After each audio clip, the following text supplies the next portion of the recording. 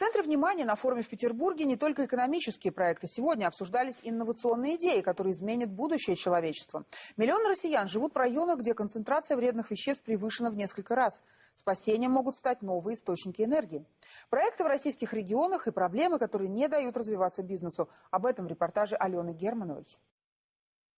Он робко поднимается на сцену и, смущаясь, признается, даже не надеялся, но именно его признали лучшим. За вклад в глобальную энергетику премию вручают Михаилу Грецелю. Швейцарский ученый создал уникальные фотоэлементы для солнечных электростанций. Батареи Грецеля могут использовать весь световой поток, вплоть до инфракрасного.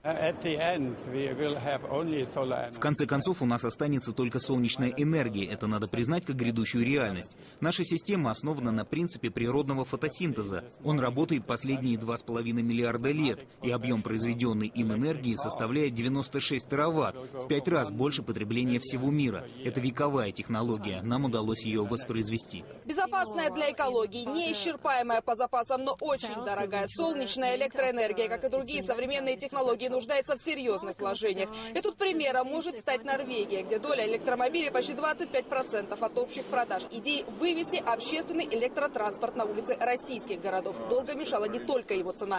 Время на подзарядку, но тут помощь готова оказать Сербия. Преимущество новых зарядных устройств в том, что электроавтобусы заряжаются в очень короткий срок, в течение 1 до 3-4 минуты.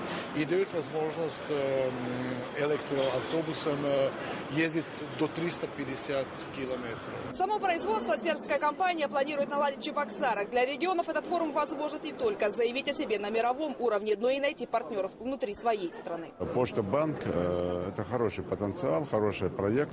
Для Республики это очень важно, потому что у нас такая колоссальная нехватка банкоматов и нехватка коммерческих других банков, поэтому Почта Банк должен в этом направлении нам очень серьезно помочь.